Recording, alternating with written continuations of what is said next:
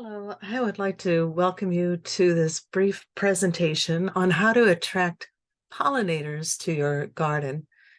After 25 years as a landscape designer, really with formal education, but also a lot of just day-to-day experience, I am hoping that this presentation will be a tutorial for you if you're wanting to have just some questions answered about how you can get started with creating gardens that are not just aesthetically beautiful and pleasing, but also helping out our bees, butterflies, and many other pollinators.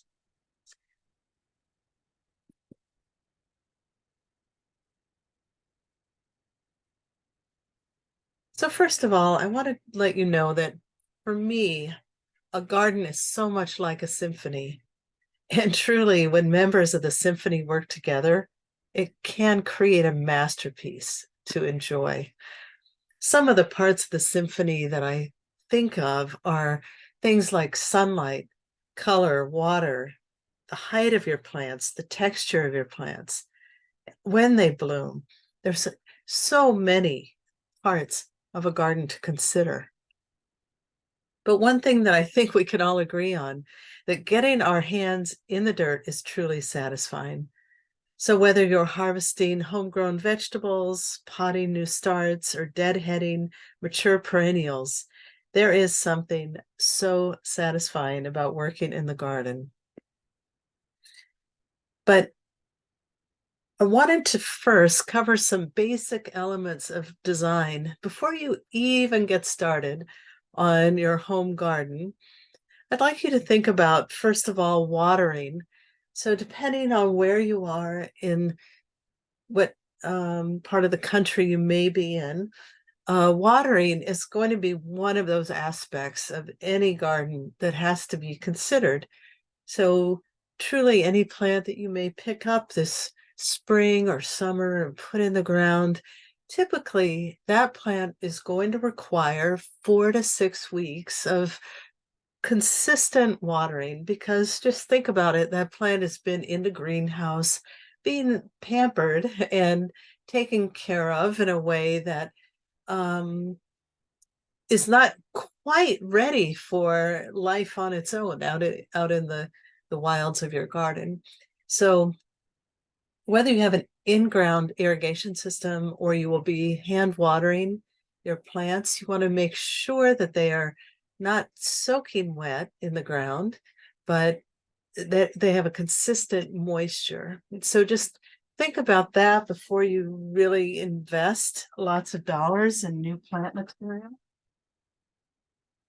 And then the next thing is then the soil. What kind of soil will you be planting your plants in? Now, fortunately, many plants that bees and other pollinators love would be considered weeds by other standards, and they tend to be more tolerant of tough, low nutrient quality soils, which is a bonus for you gardeners out there who have an interest in just putting things right in the ground. But again, just a reminder that a lot of these plants have been in the greenhouse and have been pampered a bit. So it's good to do just some amount of soil amending when you're planting. And often I will just mix a little bit of sand or some coarse material in the bottom of the hole where I place my plants.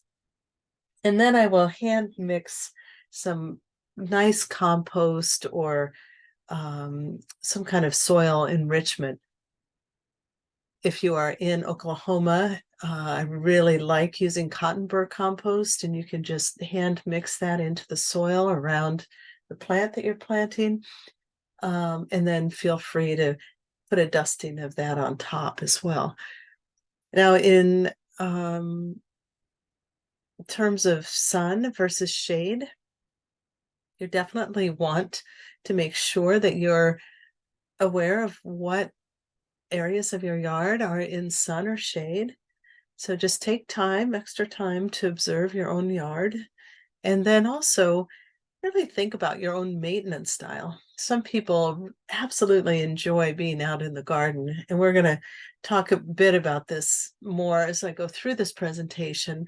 But before you purchase some plants, for example, like mint, can be a really aggressive, fast-growing plant that you maybe have a style of gardening that does not bother you in the least, and you feel like you can get out there and really take control of that in your own garden. Other people may have a more hands-off approach, and a plant like that might take over and cause frustration. Okay, so now I also composed 5 basic questions that I want you to answer. And then I promise we are going to talk about pollinator plants. But I would like you to think, first of all, first question, how do you or how would you like to utilize your outdoor space? Do you want an open lawn that's surrounded by a greenery or a fence for some privacy? Do you enjoy socializing and cooking outdoors? Maybe you want a private, quiet sitting area for just personal time and reflection, cutting gardens, some wild areas for wildlife. Maybe you want food production and you have room for either fruit trees or dwarf fruit trees, vegetables, herb gardens, or maybe you want an area that's ready for throwing a football, playing croquet, room for a swimming pool. So think about those things. Secondly, be really honest with yourself. What skills or knowledge do you have to maintain a garden? Or alternately, what is your budget to hire somebody to help you maintain a garden? So you may have seen something on HGTV or in a, Better Homes and Gardens, that you were excited about a garden that you really want to replicate. And just consider what your knowledge is, your skills, or your ability to go find and seek out knowledge so that you can become a good steward of your new garden. And then also, what is your weekly gardening time budget? And again, it may be that you hire somebody else to maintain and take care of your garden. And again, in terms of pollinator gardens, often you can think about those as being relatively low maintenance with peaks of high maintenance. For example, if the blooms are past their prime and you hand cut your perennials, that can be time consuming, but not consistently, just as the need arises. And then what is your annual gardening budget? So again, typically a 1-gallon perennial will cost anywhere from $12 to $15 a piece.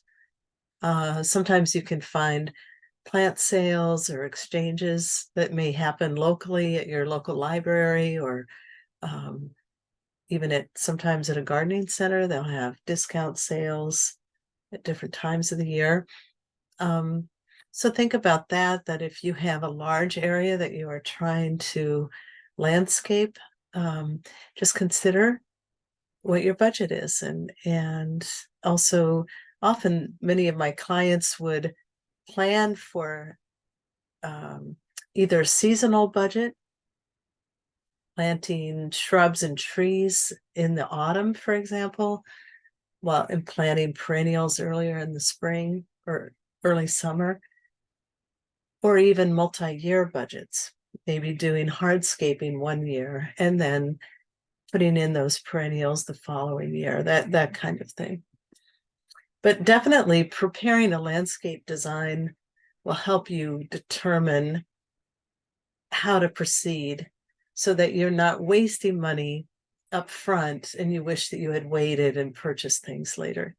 So the 5th question and the final question for you is color. And what are your color preferences? And of course, pollinators are evolved to consider different plants. So for example, the most common butterfly that most people know of is the monarch butterfly is very much dependent on milkweed plants for its life cycle.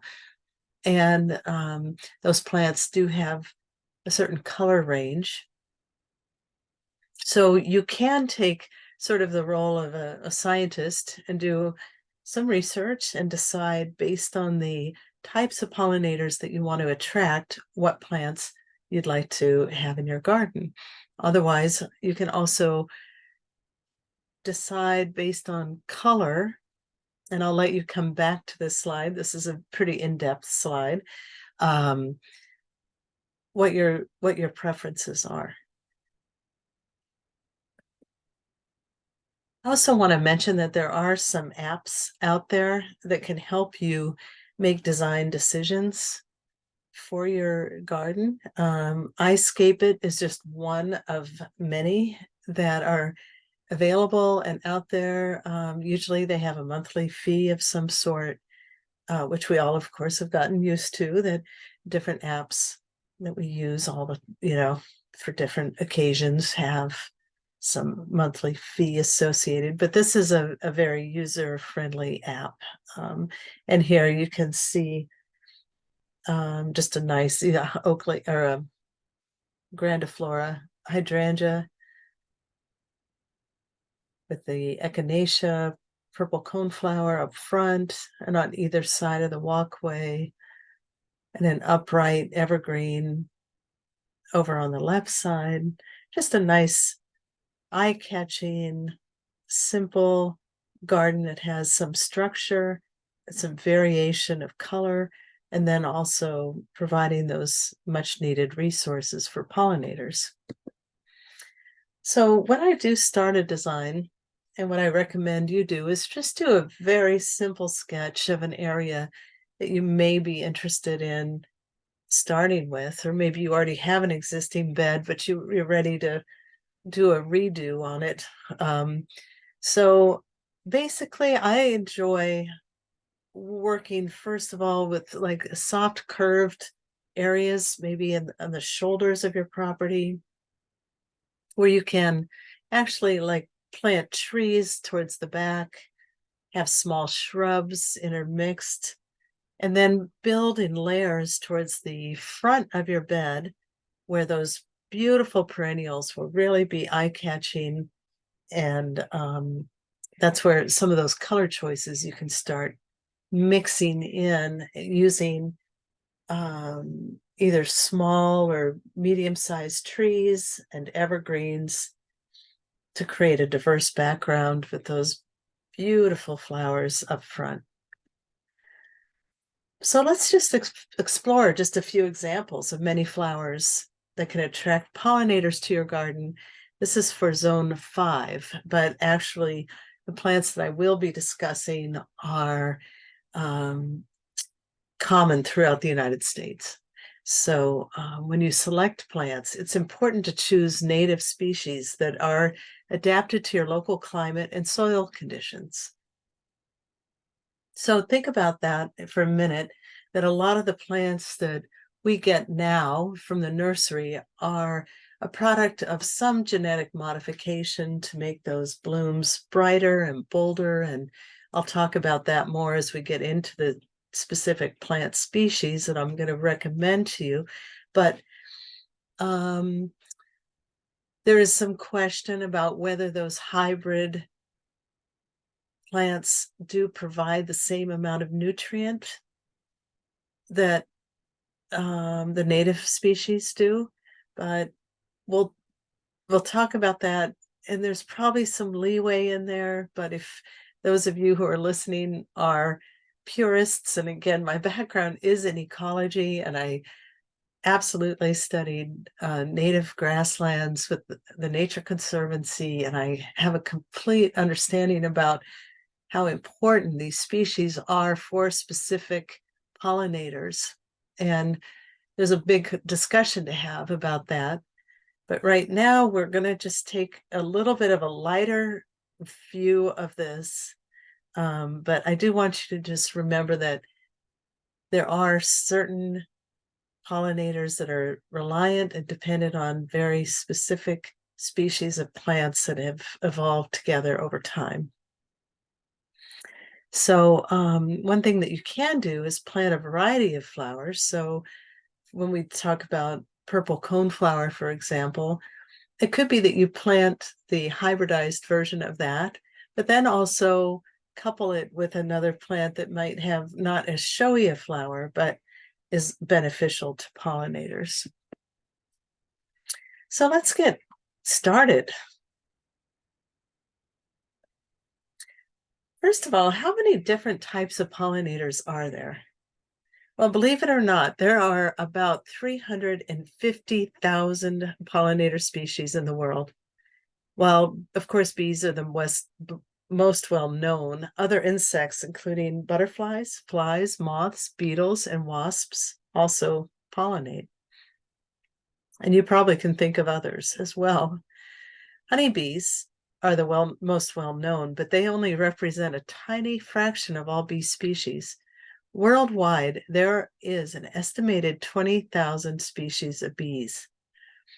And of that number, 3,600 bee species are native to the United States and Canada. Of all of these bee species, more than 90% lead solitary rather than social lives. So if you want to find out more, I've included the link here that gives you so much information. You can really do a deep dive into some research about very distinct pollinators and what their pollinating needs are. But here's some quick facts from their site.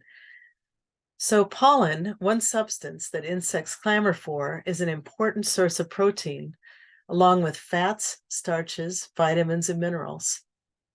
And pollen is between 2.5% and 61% protein.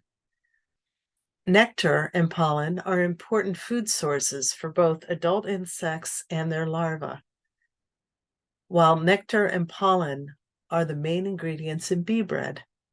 So what is bee bread? Well, female bees make bee bread and they place it in a nest cell, and then they lay eggs on top of it. The egg hatches and the emerged larva feeds on the bee bread. Okay, guys, so that's just a few really amazing quick facts about bees, incredible life cycle stories. So, which flowers should you choose? We're going to talk first about purple coneflower, or echinacea. These native flowers have large daisy-like blooms that attract bees, butterflies, and birds. And there are a variety of colors. Their height is about 18 to 36 inches, and they bloom really in the full heat of summer, July through September. They do well in either full sun or part shade. They're deer resistant, they're a nice cut flower, and yes, they attract pollinators. And you can see the hardiness zone is very broad from zone 3 through to zone 9. Now, this is the native version of echinacea. And you can see that it has a much narrower petal. So whereas the hybridized version has a broader, brighter petal, this is a much more subtle. And this native plant is really native to moist prairies, meadows, and open woods of central to southeastern United States. So the hybridization has allowed echinacea to prosper in other areas. Another plant that's really excellent for for pollinators, is bee balm. This is a herbaceous perennial that produces clusters of colorful flowers that is also in the summer bloom. And it does sometimes suffer from having powdery mildew. I correct that by spraying a mixture of 1 gallon of water with 2 tablespoons of molasses onto the leaves of the plant, and that helps to alleviate that powdery mildew. And this is the native version of bee balm. And you can see again, it's just a much more subtle version of that flower, but still absolutely necessary to pollinators. And then the black-eyed Susan, as we all know, is a very cheerful flower with bright yellow daisy-like center, surrounded by dark brown petals. Anyway, it's a favorite of bees and butterflies. Hardiness zones 4 through 8. Also can handle either full sun or part shade.